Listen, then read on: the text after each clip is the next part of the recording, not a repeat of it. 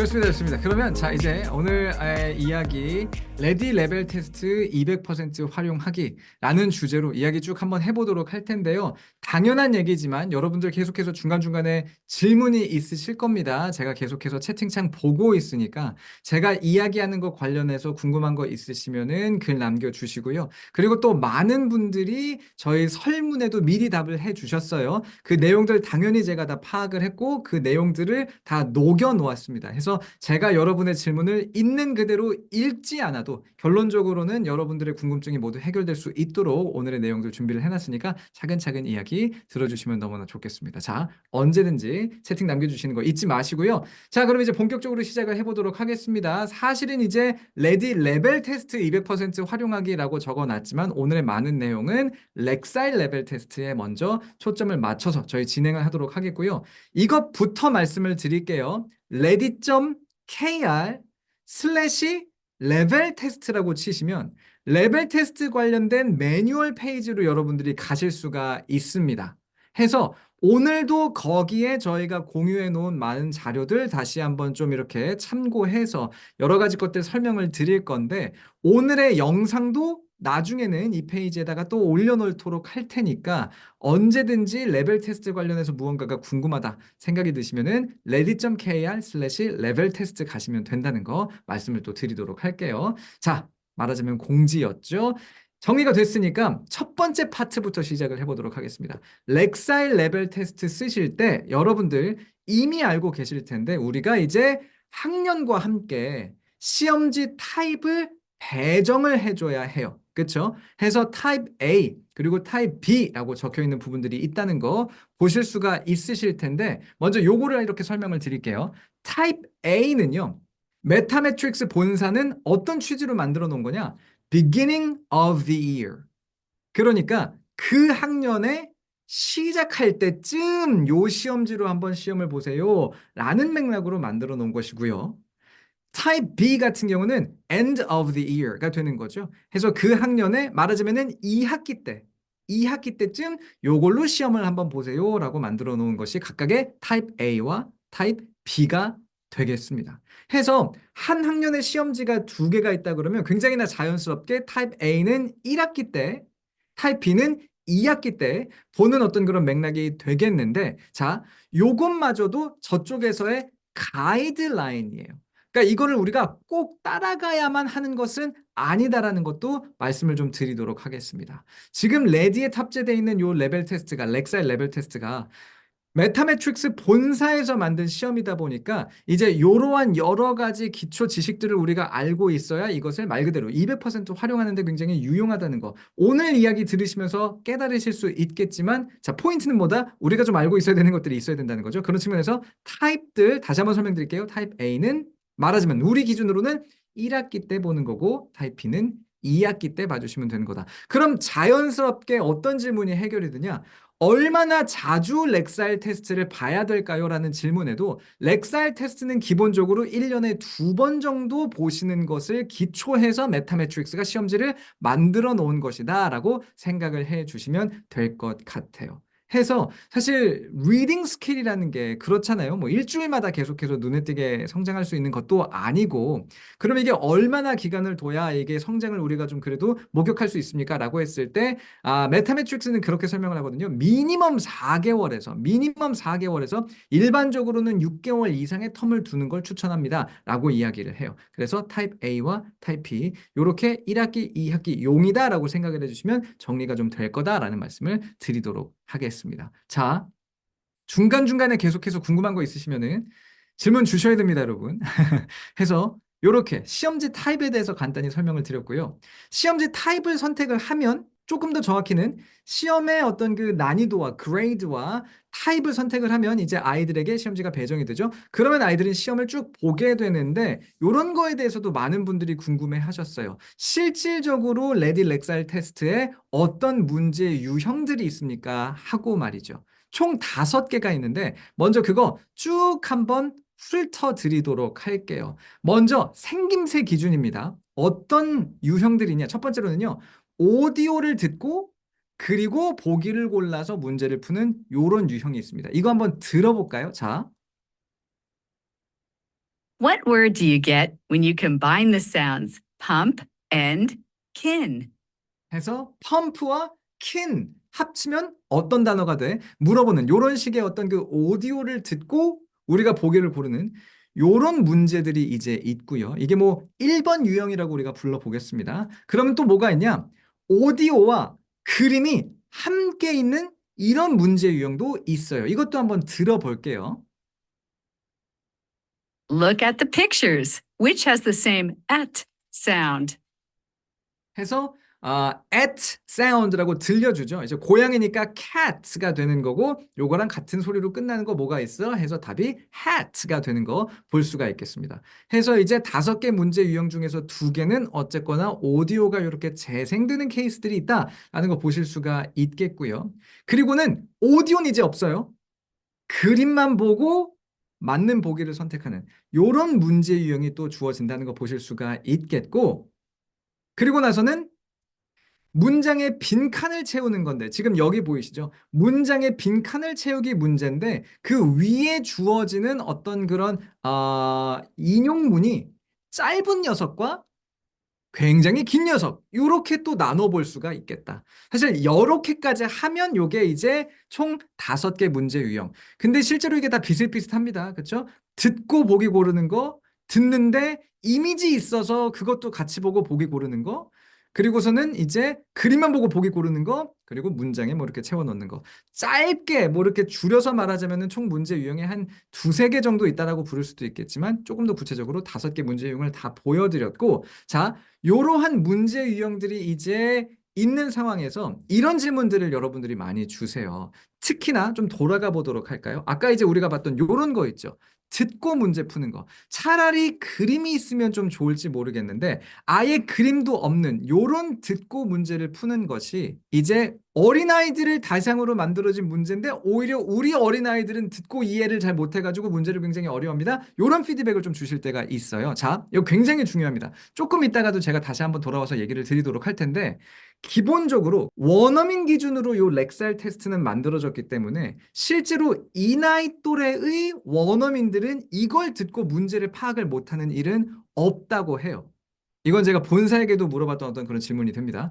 그 대신에 우리 아이들은 원어민이 아니다 보니까 실질적인 리딩 스킬이 어느 정도 있다 하더라도 이렇게 듣고 파닉스 문제를 풀어내는 데 있어서 분명히 어려움을 느낄 수는 있다라는 거죠. 그래서 제가 무엇도 물어봤냐면 그러면 이거를 보기를 한글로 제시를 해줘도 되냐라고도 제가 질문을 했었어요. 그랬더니 뭐라고 하냐? 그건 별로 추천하지 않는다라고 하고, 그 이유는 아주 간단해요.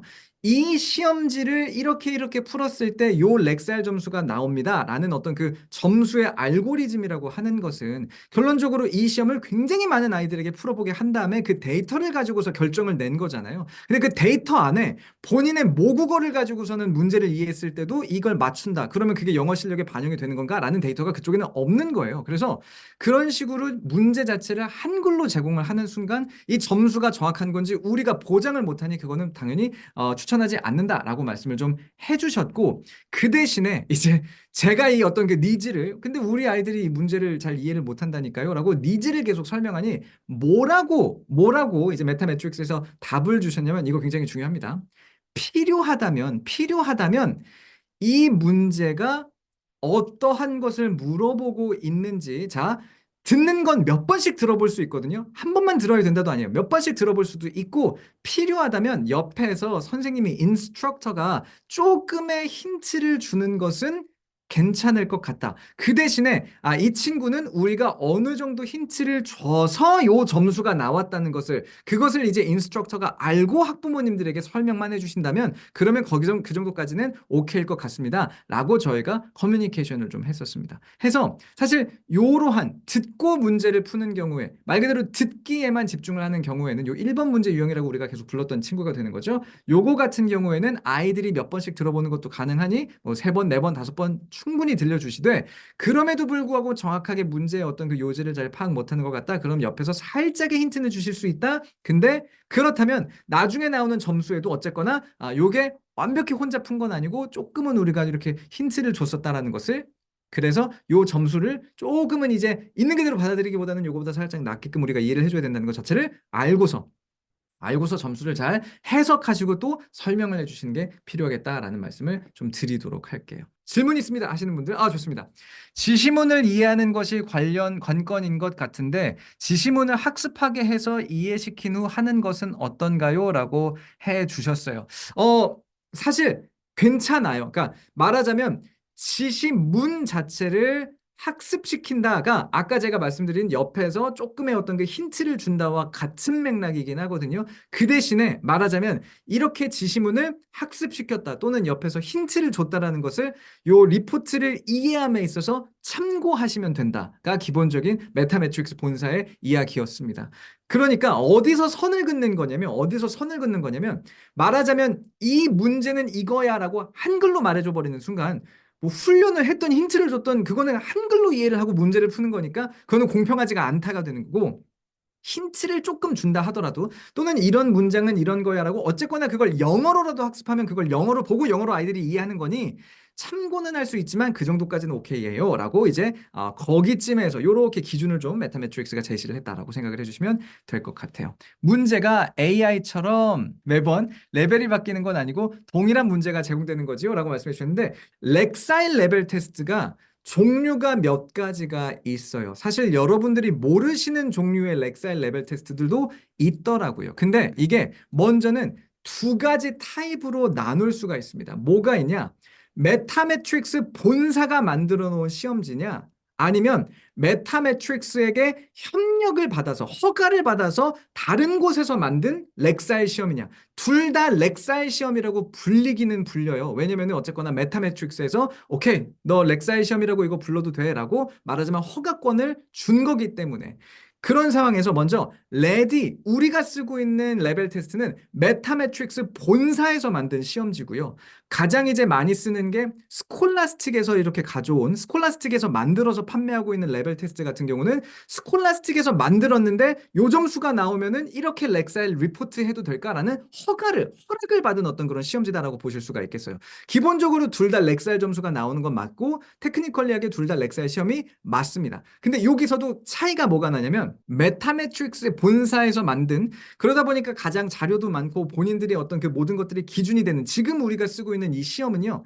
시험지가 정해져 있어요. 정해져 있어요. 해서 학년에 1학기 때는 또는 어떤 학년에 2학기 때는 요 시험을 갖다가 시험을 보세요라고 정해져 있는 거고 다른 곳에서 만든 것들은 그걸 이제 adaptive라고 부르는데 adaptive 시험이 됩니다. 그 뜻은 뭐냐? 말씀하신 것처럼 뭔가 문제를 맞추면 난이도가 올라가고 틀리면 난이도가 내려가고 이런 식으로 이제 바뀌게 되는 거죠.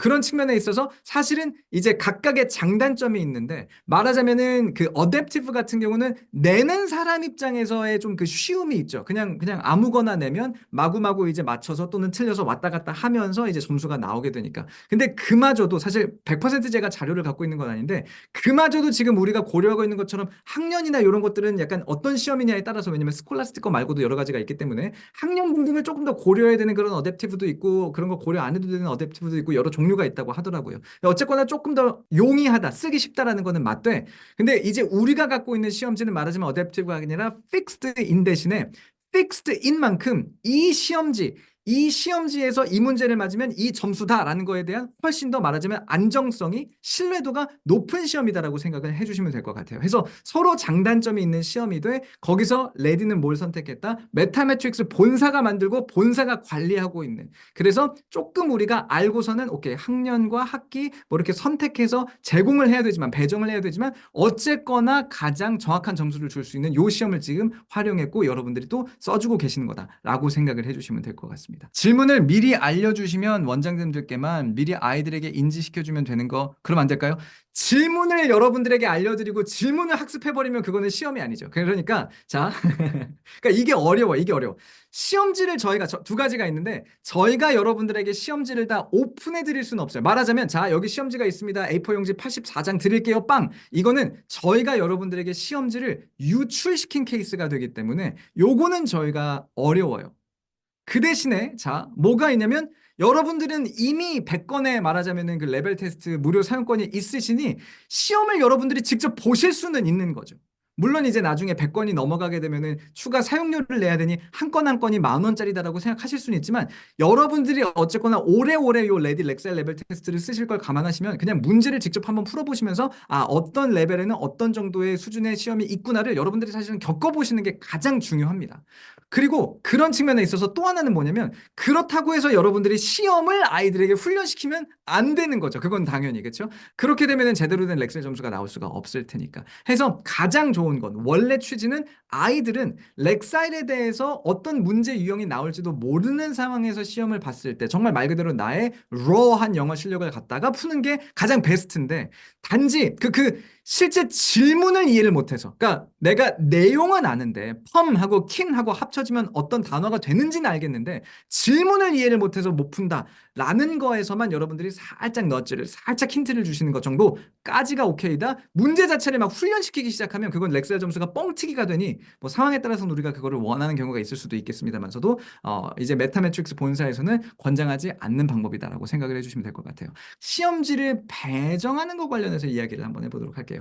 제가 먼저 말씀드렸던 거는 자 계속 같은 얘기지만 결과적으로 렉사일 레벨 테스트는 원어민 기준으로 만들어진 거다 보니까 우리 학년에서 초등학교 4학년인 친구한테 렉사일 레벨 테스트의 그레이드 4를 줘버리면 이게 꽤나 난이도가 높다라고 느껴질 가능성이 높습니다.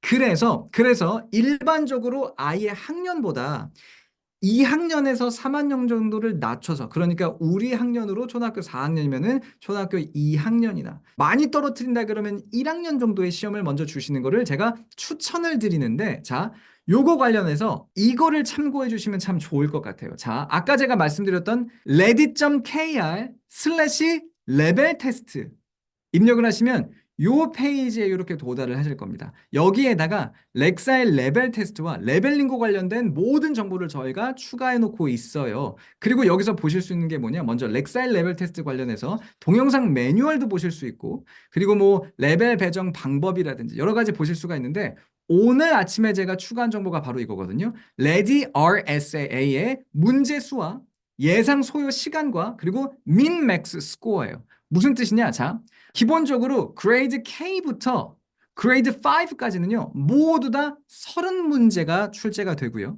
그레이드 6만 36문제가 출제가 되는 거 여러분들이 보실 수가 있을 텐데, 요게 학년마다 말하자면은 이 시험지에서 받을 수 있는 가장 낮은 점수와 가장 높은 점수가 표기가 되어 있습니다.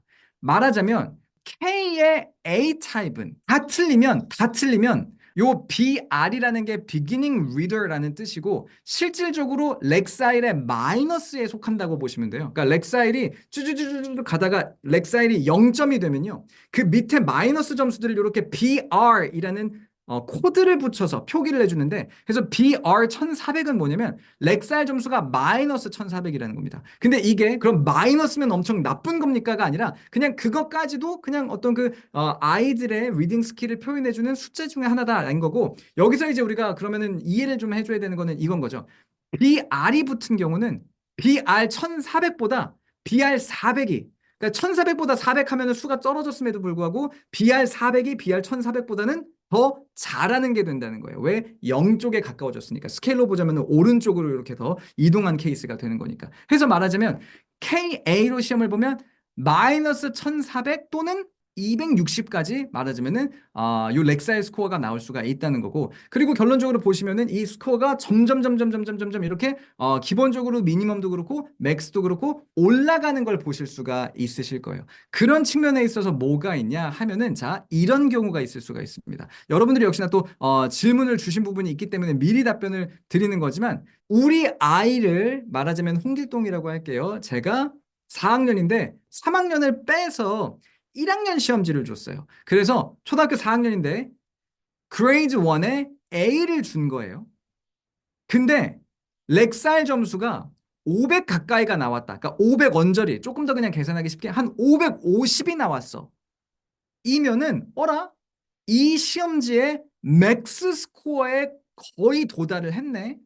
그러면 더 어려운 시험지를 주면 이 친구 레벨이 렉살 점수가 더 오를 수도 있는 건가라는 힌트가 된다는 겁니다. 해서 그레이드 1A를 줬는데 렉살 점수가 550이 나왔다. 거의 이 시험지가 줄 수 있는 맥스 스코어 가까이 찍혔다. 그러면 요 표를 다시 보시고 말하자면은 그레이드 1 B를 다시 한번 보게 한다든지 아니면은 뭐 조금 더 넓게 그레이드 2로 넘어가서 그레이드 2B를 왜냐면 이거는 이제 1100점까지 어쨌거나 점수가 나오니까 이런 식으로 여러분들이 이 표를 다시 한번 참고해서 왔다 갔다 해주실 수가 있을 것 같아요. 참고로 시험에 대해서 평균적으로 걸리는 시간도 저희가 적어놨거든요. 그래서 K랑 그레이드 1은요. 여러분들이 실제로 우리 아이들이 지금 본 거에 대한 평균 수치입니다. 일반적으로 이건 우리나라 아이들의 기준인 거예요. 그래서 일반적으로 시험 보는데 10분 정도 만에 끝나고요. 그레이드 2와 3 같은 경우는 20분 내외에서 보통 끝납니다. 평균적으로 봤을 때. 그레이드 4는 25분, 그레이드 5는 30분, 그레이드 6는 한 40분 정도 걸리더라고요. 그런 것들, 시간하고 요 맥스 스코어 참고해서 이 시험을 봤는데 이 점수가 나왔어? 그러면은 더 높은, 더 어려운 시험지를 내가 한번 줘봐야 되나? 같은 것들 판단하시라고 요 민맥스 스코어에 대한 점수까지도 같이 공유를 한번 드리도록 할게요. 제가 하는 렉셀 테스트보다 시험 시간이 짧네요. 아까 제가 말씀드렸던 것처럼 보통 여러분들이 아신다는 레벨 테스트가 스콜라스틱에서 만든 그런 어댑티브한 시험 문제일 수 있는데 제가 알고 있기로 시험 문제 자체는 같은 수로 알고 있어요. 그리고 시험 시간 자체가 점수에는 전혀 영향을 끼치지 않아요. 채점을 하는 그런 알고리즘 안에 이 시험을 아이가 얼마나 긴 시간을 투자해서 봤는지는 전혀 채점에 영향이 주어지지 않습니다. 해서 시험 시간이 짧네, 시험 시간이 기네, 아이들이 이제 본 시간 말이죠. 또는 실질적으로 이 시험은 평균 시간이 어떻네, 저 시험은 평균 시간이 어떻네가 전혀 영향은 없어요. 그거랑 다 상관없이 어쨌거나 렉사일 본사에서 오케이, 이 문제를 요렇게 풀면 이 렉사일이 나와라고 그걸 정해 놓은 거니까 시험 시간 자체는 오히려 여러분들에게 요거를 정보를 공유 드리는 이유는 그러니까 실제로 아이들이 앉아가지고 시간을 보면 요 정도 소요가 될 겁니다. 이거보다 너무 짧게 또는 너무나 긴 시간이 들면 아이들이 뭔가 딴짓을 하고 있는 거일 수도 있어요 라는 것을 설명드리기 위한 어떤 그런 맥락이었다라고 또 생각을 해주시면 될 것 같습니다. 시험 배정을 그래서 다시 한번 이야기를 해보자면은 결론적으로는 아이들의 이제 어떤 그 기준이 렉살 레벨 테스트는 원어민에게 맞춰져 있다 보니까 같은 학년으로 우리 아이들에게 주면 우리 아이들이 많이 어려워한다. 그래서 학년을 조금 낮추세요라고 말씀을 드리는 건데 그 부분에 있어서 요 2학년, 3학년을 낮추는 게 조금 까다롭습니다. 어렵습니다. 2학년을 낮춰야 돼요? 3학년을 낮춰야 돼요? 상황에 따라서는 1학년만 낮춰도 될까요? 아니면 더 낮춰야 될까요? 같은 질문들을 많이 주셨었거든요. 요거 관련해서는 조금 이따 여러분들의 질문만을 제가 답변 드리는 것도 준비를 해놨으니까 그때 가서 조금 더 구체적으로 이야기를 한번 해보도록 할게요. 그래서 시험지 배정 관련해서 이제 여러분들이 각각의 시험지에 대한 민맥스 스코어가 있으니까 참고하실 수 있다는 거 말씀을 좀 드렸었고, 그리고 그것과 함께 소요 시간에 대해서도 자, 기본적으로 이 정도의 시간은 우리 아이들에게 이 정도 걸립니다. 또 설명을 드렸으니까 참고를 해주시면 좋겠고, 자, 여기서 이제 또 많은 분들이 궁금해하셨던 리포트에 대한 이야기를 잠깐 한번 해보도록 할게요. 특히나 리포트 관련해서 여러분들이 요것들을 많이 물어봐 주셨던 것 같아요. 여기에서 특히나 요 밑에 적혀 있는 요 표, 요거를 이제 student measures by grade라고 저희가 부르는데 요거를 어떻게 해석해야 합니까? 라고 많이들 물어보셨었어요. 그래서 요것에 대한 답변을 좀 드려보도록 하겠습니다. 첫 번째는요. 이 student measures by grade의 기준은 우리 아이들이 본 시험의 그레이드로 맞춰져 있어요. 조금 더 구체적으로 그 시험에서 그 타입이면 그러면 요렇게 분포도가 만들어져 있습니다가 기준이 됩니다. 그래서 그레이드 1의 A 타입, 그러니까 원어민 기준 1학년 아이들이 학기가 시작할 때 시험을 봤다고 쳤을 때 285 렉살 메저가 나오면 그러면 상위 10%에서 상위 25% 사이 정도의 점수가 됩니다. 라는 것을 지금 이 표가 말해주고 있는 것이다 라고 생각을 해주시면 된다는 거죠. 그리고 그런 측면에 있어서 각각의 그레이드가 갖고 있는 어떤 그런 분포도에 대한 데이터도 지금 아까 제가 보여드렸던 요 페이지 있죠? 다시 한번 ready.kr/레벨 테스트가 되겠는데 요 밑에 이렇게 내리시면 RSA percentile이라고 적혀져 있는 여기에 모두 다 표기가 되어 있다는 거 보실 수가 있으실 거예요. 그래서 지금 보시면 자 이렇게 되잖아요. 다시 한번 그레이드 1의 A 타입이었죠. 285 렉살이었습니다. 그럼 어떻게 되냐?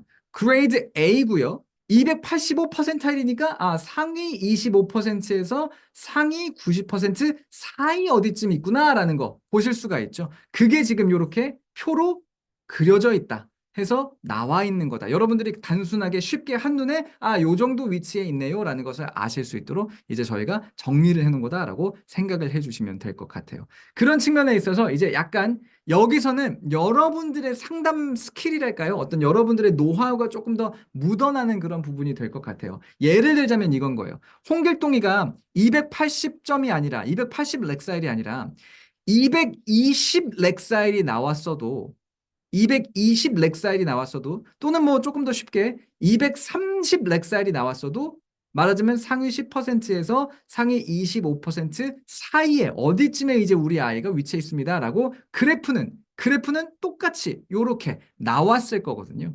그랬을 때 그냥 요거를 요 정도 어디 있네요라고 여러분들이 그렇게 설명드리고 나서 넘어갈 수도 있겠지만 이 표로 돌아와서 230 정도면 75% 그러니까 상위 25%에서 상위 10% 사이로 봤을 때 그래도 상위 25% 쪽에 요쪽에 상위 25% 쪽에 조금 더 가까운 점수긴 합니다. 라는 식의 어떤 추가 부연 설명을 여러분들이 해주실 수가 있다라는 거죠.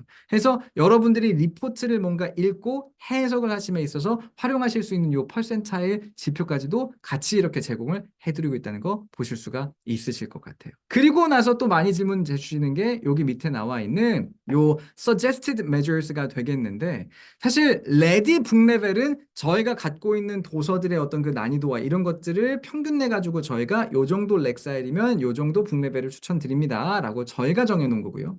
CEFR 같은 경우는 메타매트릭스 본사가 요 각각의 점수에 대해서 이 정도 렉사일 점수면은 뭐 A1이에요, B2예요, 뭐 C1이에요 같은 것들을 가지고 있어요. 그러다 보니까 말하자면 요것은 이제 공인된 어떤 그런 점수라고 부를 수가 있겠는데 이제 많은 분들이 그거 물어보시거든요. SR 지수 나오나요? 그러니까 SR 점수가 나오나요를 많이 물어보시는데 그거를 저희가 미미킹 했던 게 바로 요 Grade Comparison GC가 되겠습니다. 이것도 조금 있다가 다시 한번 또 이야기가 나올 부분이긴 하지만 지금 맥락에서 한번 더 설명을 드리면 렉사일 점수가 몇 점이 나오면 SR로 몇 점이 됩니다라고 이게 공인돼 있는 연구 자료는 없어요. 최소한서도 메타매트릭스는 그 점수를 본인들이 안 가지고 있다고 하고 그리고 그거를 연구한 적이 없다고 합니다. 조금 더 그리고 요거를 여러분들이 이해하실 수 있게 설명을 드리면 메타매트릭스는 그리고 그 르네상스는요 서로 약간의 그 취지가 달라요. 렉사일 같은 경우는 도서의 레벨과 그리고 똑같이 렉사일이라는 이름으로 우리 아이들의 리딩 실력 자체를 측정하는 데 초점이 맞춰져 있다면 여기서 포인트는 뭐냐? 렉사일은 우리 아이들의 리딩 실력을 채점한답니다. 거기에 초점이 맞춰져 있다면 요거 메타매트릭스 본사에서 제가 들은 얘기인데 르네상스 같은 경우는요. recommendation 시스템이라고 본인들이 구별을 해요. 그러니까 AR 같은 경우는 도서의 어떤 그런 난이도랑 이런 것들을 좀 측정도 하고 SR 같은 경우는 우리 아이들의 영어 실력을 리딩 스킬을 측정도 하지만 본질적으로 AR과 SR은 이 정도 학년에 이 정도면 이런 책을 읽으렴이라는 추천인 거다. 그래서 사실은 이 두 가지가 일치할 수도 없을 거다라고 판단이 됨과 동시에 실질적으로 그 연구를 진행한 적이 없다라고 해요. 근데 뭐가 있냐면 렉살이 이 정도면은 근데 보통 SR로는 이 정도 되더라고요. 또는 렉살이 이 정도면은 AR로는 이 정도 책을 추천해주면 보통 맞더라고요와 같은 경험들이 쌓여서 만들어진 어떤 그런 일반적인 도표랄까요? 같은 것들이 존재하기는 해요. 그래서 그것들을 저희가 참고해서 grade comparison이라는 숫자로서 말 그대로 참고 수치로서 보여드리고 있는 거다. 요게 그런 맥락으로서 존재하는 거다라고 여러분들이 생각을 해주시면 될 것 같습니다. 해서 여기에 suggested measures라고 보여지는 거 레디 레벨과 GC 그리고 CEFR에 대해서도 한번 또 설명을 드려봤어요. 요 퍼센타일을 다시 한번 짚어드리면 요런 맥락이에요. 여기 퍼센타일은 우리 아이가 시험을 본 학년, 그 시험지에 대한 퍼센타일을 나타내주고 있는 거잖아요. 그러다 보니까 결론적으로는 자, 우리 홍길동이가 초등학교 4학년이지만 그레이드 1을 봤어요. 그러면 실질적으로 얘가 말해주고 있는 정보는 뭐가 되냐면요. 우리나라의 학년과는 상관없이 홍길동이 가지고 있는 영어 실력은 원어민 기준 1학년 1학기의 아이들로 보자면 상위 10%와 상위 25% 사이에 위치합니다가 지금 저희가 파악할 수 있는 유일한 정보예요. 참고로 요거는 뭐 어댑티브 시험이 됐든 픽스드 시험이 됐든 다 마찬가지긴 합니다. 그러니까 기본적으로 렉셀은 원어민 기준 시험이기 때문에 어댑티브라고 본다고 하면은 그것도 다 원어민 기준의 퍼센타일을 보여줄 수 있을 뿐이지 우리나라 아이들 기준에서 그래서 요 정도 렉사이면은 어느 정도의 뭐 위치에 있습니다라는 자료는 메타메트릭스 자체의 본사에서 가지고 있지를 않다고 해요. 그러다 보니 시험의 종류와 상관없이 메타메트릭스에서 제공해 줄 수 있는 거는 실제로 본 시험지, 그 시험지에 대한 위치가 되는 거죠. 그런 측면에서 뭔가 상담을 하실 때 요런 이야기들을 좀 해주실 수 있을 것 같아요. 그러니까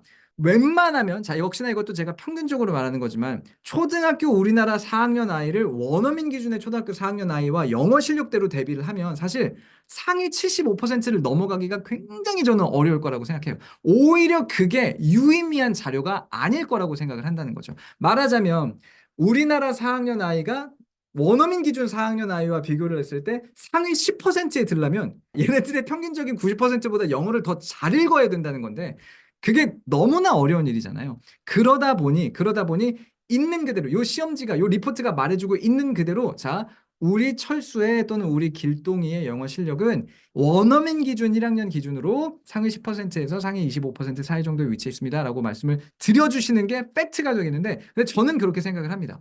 우리나라 초등학교 4학년이 원어민 기준 초등학교 1학년 또는 2학년 정도의 수준의 리딩 스킬을 갖고 있다는 저는 굉장히 훌륭한 거라고 생각을 하거든요. 사실 저는 이거는 뭐 레디와 상관없이 제가 평소에 갖고 있던 어떤 그런 교육 철학에도 반영이 되는 이야기이기는 한데 실제로 여러분들이 우리나라 말 기준으로 봤을 때 초등학교 5학년, 6학년 되셨을 때 나 읽기 실력이 부족해라고 느끼신 적이 있으신가요? 외국인 기준으로 어느 나라의 언어를 초등학교 4, 5, 6학년 정도로 내가 읽을 수 있다 정도가 되면 사실은 그 다음부터는 많이 읽으면서 경험을 쌓고 어휘력만 형상시키면 되는 거지 기초는 저는 다 다져져 있다라고 생각을 해요. 그런 측면에 있어서 당연히 이제 영어를 잘하는 친구들이 나 4학년인데 4학년 시험지 딱 봤는데 상위 25% 찍혔어요. 너무 좋죠. 그건 진짜 자랑할 만한 일이겠죠. 근데 그렇지 않다 하더라도 해서 요거는 원어민 기준의 시험이기 때문에 그대로 갖다 붙이면 조금 우리 아이에게 불공평합니다. 그래서 약간 쉬운 수준으로 받고 만약에 저는 그렇게 생각할 것 같거든요. 4학년인 아이가 2학년 시험지를 봤는데 상위 25% 시켰어? 저는 굉장히 잘하고 있다라고 생각을 할 것 같아요. 물론 이제 지역에 따라서는 그걸로 부족해요라고 할 수 있겠지만 일반적으로는 그렇게 또 답을 드릴 수가 있지 않을까라는 생각이 듭니다. 말씀 주신 대로 경험 기반적 SR과 렉살 도표가 있으니 이미 SR 테스트 봐서 그 지수를 갖고 있는 아이들은 그 도표를 베이스로 레디 렉살 테스트 학년 설정을 한다고 했을 때 민 스코어 이상, 맥스 스코어 언저리로 설정하면 잘 설정하는 것일까요? 방금 질문 주신 것도 너무나 좋은 말씀이신데 자, 요렇게 설명을 한번 또 드려보도록 할게요. 다시 한번 ready.kr/level 테스트 들어오시면 해서 요 쭉 내리시면요. 요 리딩 레벨 렉살 환산표라고 해서 일반적으로들 많이 참고하시는 요 정도 렉살 점수면 요 정도 AR입니다 라고 보여지는 요 표도 저희가 올려놓았어요. 그런 상황에서 자 당연히 이게 다시 한번 강조드릴게요. 어디서 공증이라고 말하는 게 맞을까요? 제대로 연구가 된 그런 거는 아니지만 워낙 여러분들이 이런 것들을 많이 참고해 주시기 때문에 저희도 참고를 했고 또 저희가 이렇게 정보를 같이 올려드리는 건데 맞아요. 말씀해 주신 것처럼 예를 들어서 이렇게 되겠죠. 이 친구가 SR 점수가 있어요. AR 도서를 뭐 예를 들어 보겠습니다. 일반적으로 이 친구가 2.5대를 읽고 있다라고 하면은 요걸 역으로 가져왔을 때 2.5를 읽는 친구가 렉살 450에 해당한다라는 거죠? 라고 봤을 때 자, 렉살 450을 머릿속에 넣어주세요.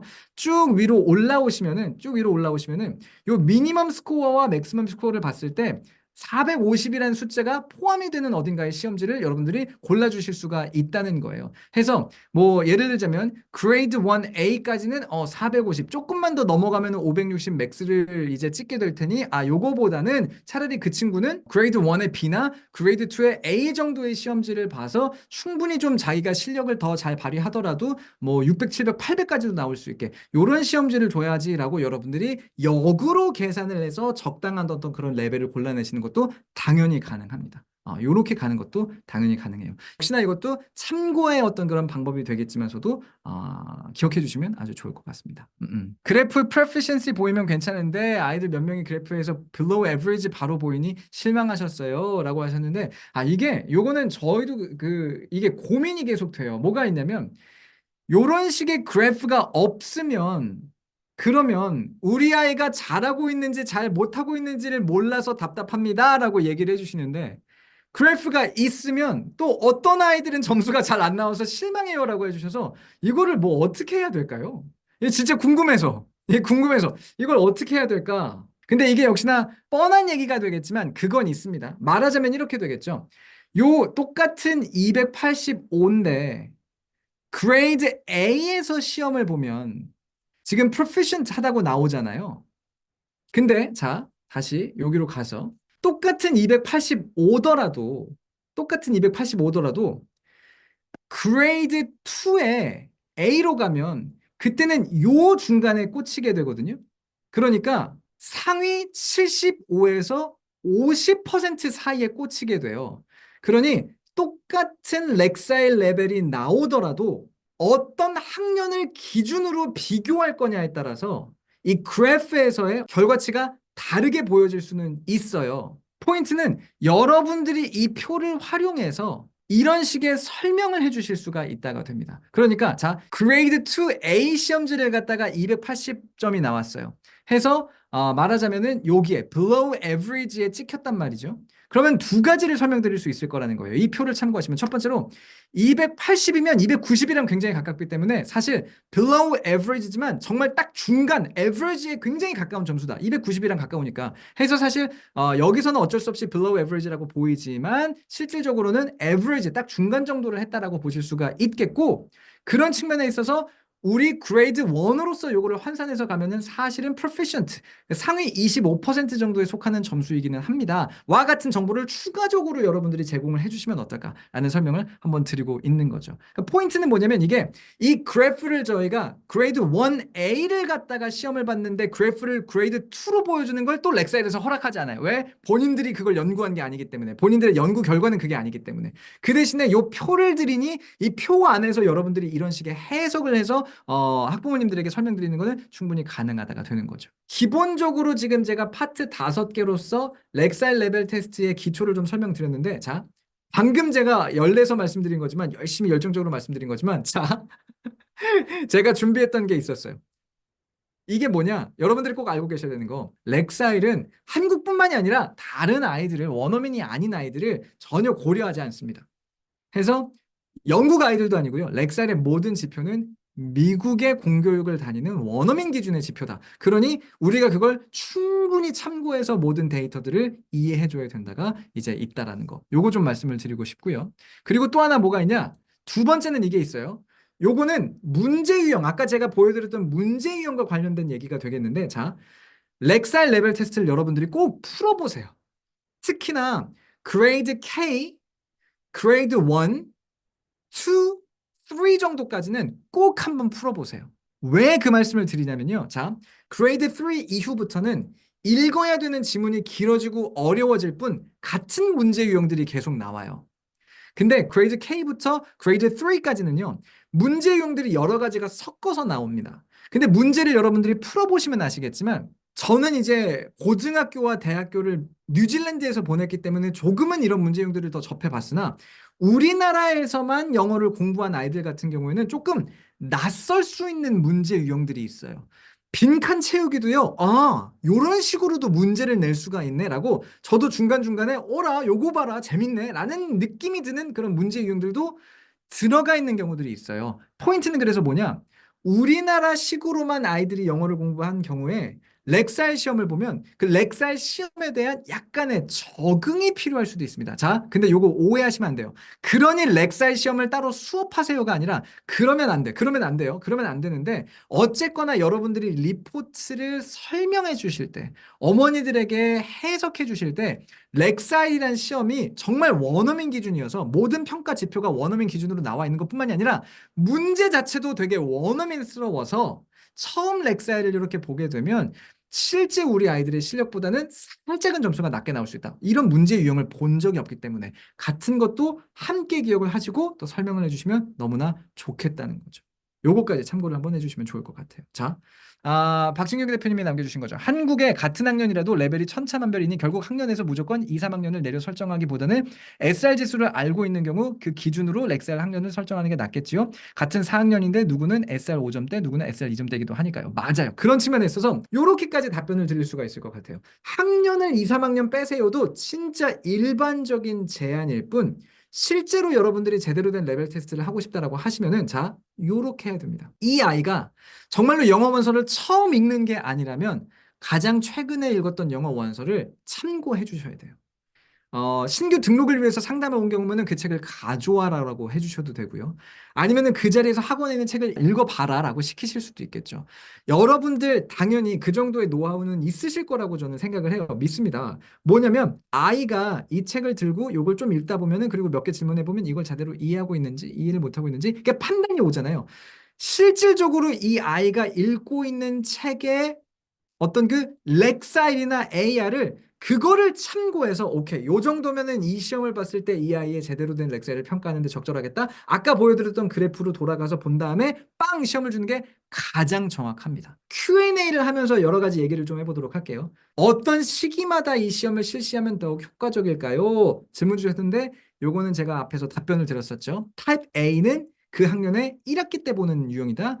타입 B는 그 학년의 2학기 때 보는 유형이다라고 메타매트릭스가 만들어 놨는데 근데 그거는 이제 여러분들이 참고하시는 거고 아까 우리가 이야기했던 것처럼 이 아이의 실제 읽고 있는 도서를 보시고 그 도서의 SR이나 렉사일을 찾아보신 다음에 오케이 렉사일 250인 책을 얘가 잘 읽고 있단 말이지 그러면 어디로 간다? 요 그래프로 오는 거죠. 오케이 렉사일 250인 책을 잘 읽고 있어. 그러면 KA를 줬을 때는 맥스 스코어랑 너무 가까우니까 그럼 넉넉하게 그레이드 A나 그레이드 B 정도 줘봐야지. 이런 식으로 여러분들이 직접 아이들의 레벨을 한번 체감하신 다음에 레벨을 그 그레이드를 맞춰서 시험지 주시는 게 가장 베스트이다. 시기는 1년에 2번 정도 해서 전반기에 한 번, 후반기에 한 번 정도 주시는 게 가장 좋아요. 그거보다 짧게 한다고 해서 이게 그 먼저는 그렇게 단기간에 우리 아이들의 영어 실력이 빡빡빡빡빡 크는 것도 아닌데다가 이제 6개월 정도 텀을 줬을 때 그게 오히려 가장 유의미하게 어떤 그 데이터들을 쌓아가는데 가장 도움이 된다라고 메타매트릭스가 말씀을 해주셨기 때문에 요런 식으로 답변을 한번 또 드려보도록 하고요. 두 번째는 렉사일 프레임워크랑 제가 하는 렉사일 테스트가 같은 건가요? 라는 질문 주셨는데 이게 되게 비슷한 워딩으로서 다른 질문들도 많았어요. 요거 약간 설명드릴게요. 렉사일 프레임워크라는 건요. 텍스트의 난이도를 말하자면 측정하는 알고리즘, 우리가 약간 알고리즘이라고 부르면은 그게 가장 맞을 것 같은데, 그리고 이런 문제를 풀어서 맞춘다, 못 맞춘다 같은 것들을 기반으로 그러면 이 친구의 리딩 스킬은 몇 점이에요라고 측정하는 그 알고리즘을 말합니다. 그러니까 렉사일 프레임워크라는 거는 그 알고리즘을 말하는 거고요. 이 알고리즘을 써서 만들어진 여러 개의 렉사일 레벨 테스트들이 있어요. 그 중에서 아까 말씀드린 것처럼 어댑티브 형식도 있고 지금 우리가 쓰고 있는 것처럼 픽스드 형식도 있는데 어댑티브 형식들은 어떻게 만들어진 거냐? 메타매트릭스 본사가 만든 게 아니라 다른 데서 만들고 메타매트릭스한테 이렇게 시험 본 다음에 이렇게 점수 나오면 이렇게 우리가 렉사일 몇 점이라고 표기해도 되지라고 허가를 받은 케이스가 되는 거고요.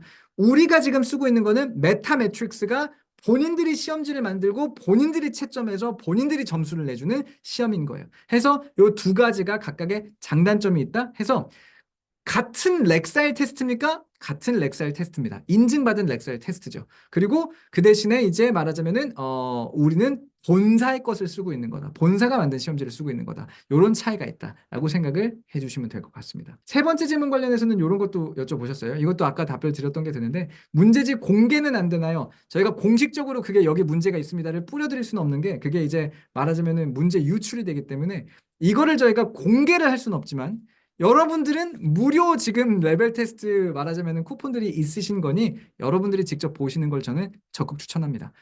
다시 한번 그레이드 K부터 A, B를 다 보실 필요는 없어요. 비슷하기 때문에 A 타입만이라도 그레이드 K부터 그레이드 3까지는 한번 풀어보시는 거. 4개 정도 시험지는 풀어보시는 거. 이거 맘 잡고 하면 1시간 아니면 하시거든요.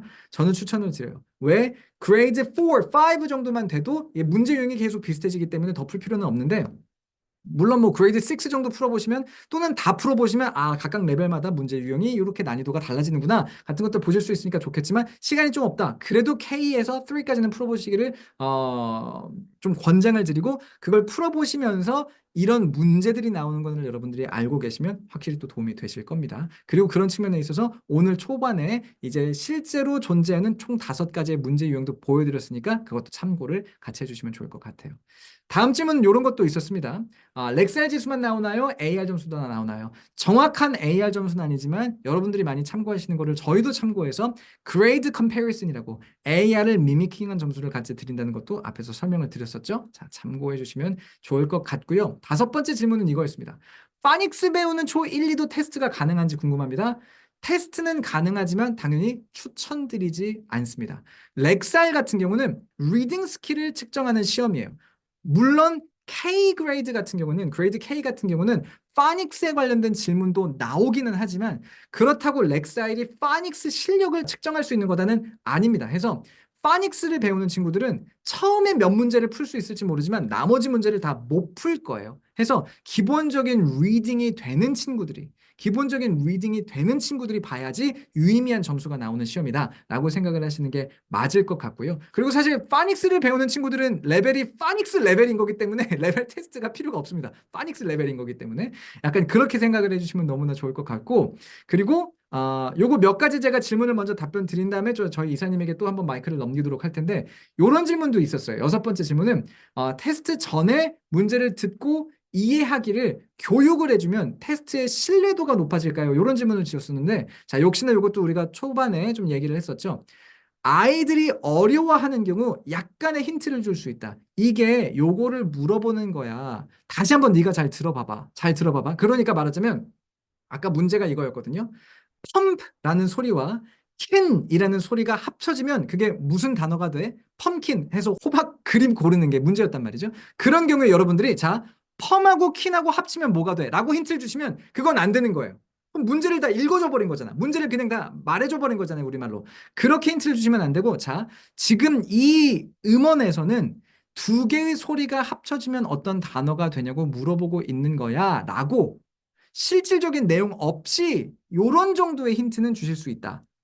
인 거죠. 해서 지금 이 질문 그대로를 여러분들에게 답변을 해드리자면 자 문제를 듣고 이해하는 교육을 너무 해버리면 그럼 렉살 점수가 조금 뻥튀기가 될 수 있습니다. 그것보다는 쉬운 수준의 시험 같은 경우는 이제 아이들이 이거 보통 푸는데 10분 정도밖에 안 걸리기 때문에 문제 푸는 걸 옆에서 지켜보시다가 약간 어려워하는 것 같다. 그러면 제가 방금 보여드린 그 정도의 힌트는 주실 수 있다. 근데 그 정도의 힌트를 받고도 문제를 못 풀면 사실은 못 푸는 거예요. 듣기가 안 돼서 못 풉니다. 못 푸는 거예요. 그러면 그거에 맞는 점수가 나오도록 놔두시는 게 사실은 맞다라고 생각을 해주시면 될 것 같아요. 특히나 이제 그레이드 K, 그레이드 1 같은 경우는 라임이나 끝소리 찾는 질문들이 많은데 이거는 라임을 운율을 물어보는 거야 힌트 주실 수 있어요. 이거는 끝소리를 물어보는 거야 힌트를 주실 수 있어요. 근데 그 끝소리가 이 단어의 그 끝소리잖아 라고 그 단어를 언급하고 그거를 구체적으로 설명하시는 순간 아이들은 이제 공정한 시험을 보고 있는 케이스가 아니게 된다라는 거 얘기를 해드릴 수가 있을 것 같습니다. 당연한 얘기지만 문제를 한국어로 설명해 주시는 게 아니라 힌트만 살짝 주실 수 있는 것까지 그리고 그렇게 힌트를 주신 경우에는 어머니에게 점수를 설명드림에 있어서도 이런 것들은 좀 힌트가 들어갔었기 때문에 감안해서 이해를 해주셔야 된다라고 설명해 주시는 게 맞겠다라는 말씀을 또 드려보도록 할게요. 사실 요거는 우리가 아까 많이 답을 해드렸었죠. 엑셀 레벨 테스트를 실장년보다 2, 3학년 아래로 내려서 설정하라고 하셨는데 조금 더 구체적으로 어떤 기준에 의해서 2학년 또는 3학년 중 선택을 해야 할까요? 기존 학생들이면 대략적으로 유치해 가겠지만 신입생은 정확한 정보가 없으니까요 라고 질문을 주셨었고 많은 부분 제가 답을 했다라고 생각이 되는데 요거 이사님의 이야기를 한번 들어보는 거 괜찮을 것 같거든요.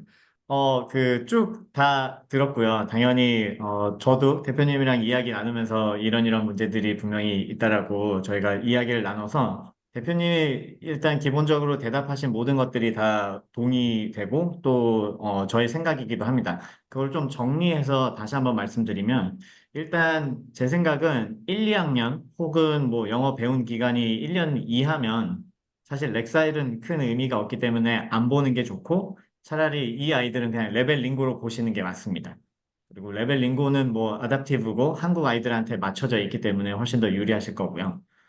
그리고 일단 그 상담하시는 프로세스를 좀 정리를 하고 제가 전화 상담하면서 말씀드렸던 부분은 일단 공부방 교습소로 상담을 오실 때 보통 전화를 다 하고 전화로 뭐 이름이나 이런 것들을 다 알게 되잖아요. 그러면 꼭 여쭤보셔야 되는 게 이제 영어 그 배워온 배경들인데 거기서 현재 아이가 읽고 있는 책이라든지 아니면 뭐 학원에서 배우고 있는 교재 이거 정보를 꼭 받으셔야 됩니다.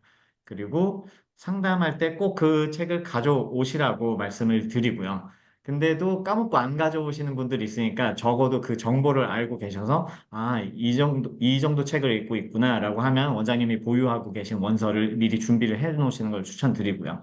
또 학원에서는 이제 원장님이 실질적으로 그 상담을 안 하실 수가 있잖아요. 상담 실장님이 또 따로 계실 수 있으니까 그러면 상담 실장님에게 꼭 이 부분 미리 안내해 주셔서 어머니들이 올 때 그런 책이라든지 교재라든지 가져올 수 있게 합니다.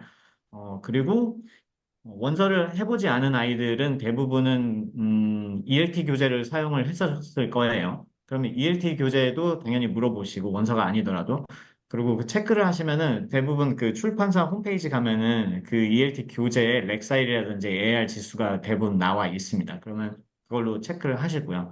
그래서 쉽게 렉사일이나 AR 체크 그 지수를 체크를 하시고 이제 아이가 와서 상담을 하게 되면 읽혀봐야죠. 읽혀보면 대충 답이 나올 겁니다. 얘가 이거를 배우고 있는데 이거를 이해를 하고 있구나. 아니면 진짜 그냥 이해 전혀 없이 그냥 읽을 수만 있는 정도구나.